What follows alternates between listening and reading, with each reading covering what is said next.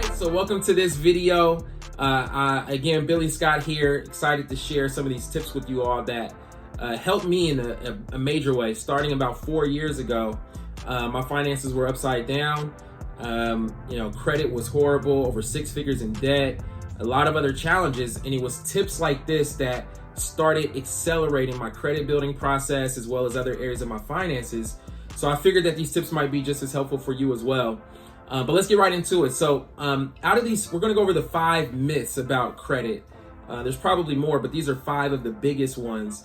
And the first one is that a lot of people believe that the credit bureaus have some kind of governmental authority, like they're empowered by the government. And the truth is, the 3 credit bureaus actually have nothing to do with the government. They're actually all privately owned by private individuals, and they're out to make a profit. They're in the business of selling information. And when you understand that and you understand who they are, then you understand why we have some of the rights that we have to restore our credit and leverage these laws or rights to help build our credit as opposed to waiting for years. Which leads me to the second myth.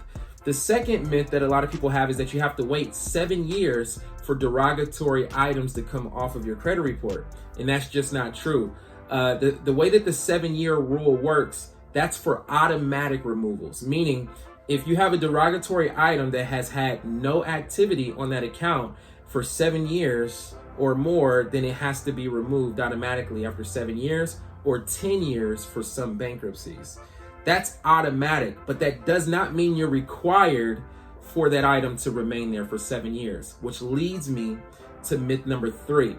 The third myth is that people believe that it's illegal to have derogatory items removed from your credit report in less than 7 years.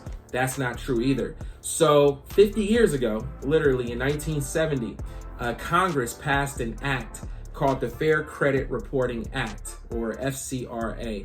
And this was specifically put in place to regulate the 3 credit bureaus to make sure that they don't inaccurately report information on our credit report. So what that means is, if there's an error, inaccuracy, or obsolete information found, or if the item is not verified 100% with a certain time frame, the credit bureaus have to remove that item off of your credit report. Now, if you still owe a debt, that's a different issue, which we'll talk about in just a second. But as far as it reporting on your credit report, if one of those issues arises, an error, inaccuracy, or obsolete information, then that item has to be removed within a matter of months instead of you waiting for years. So that was very helpful for me in my journey.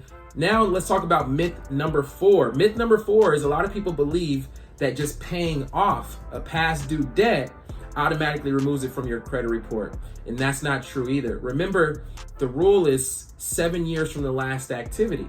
So when you pay off a debt, that's payment activity. So it actually starts the 7-year window all over again that is going to remain on your credit report. But it'll update and say you've paid the balance down to 0 balance. But all the negative history with that account and the fact that it's a closed account will still remain on your credit report for years to come if you don't do the full restoration process. So just paying off debts doesn't remove it from your credit report. And then myth number 5 is that inquiries are not derogatory items and have no effect on your credit standing. And that's not true either, actually.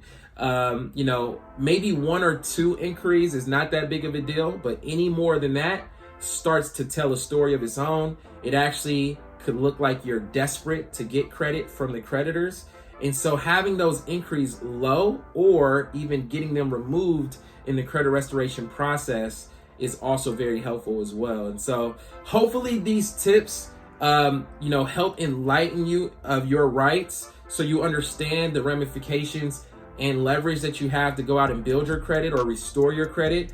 And so you don't have to wait 7 years to get your buying power back. And that's our goal here, is we want to show people how you can, in a matter of 6 months, 12 months, maybe a year and a half, get all your buying power back so you can do the things that you've been wanting to do, but without having to wait for 5, 6, 7 years or more. So we appreciate you taking a look and staying tuned. Make sure you subscribe to the page, you like the post, and even you can even turn on the notifications because there's going to be a lot more videos and helpful tips to come.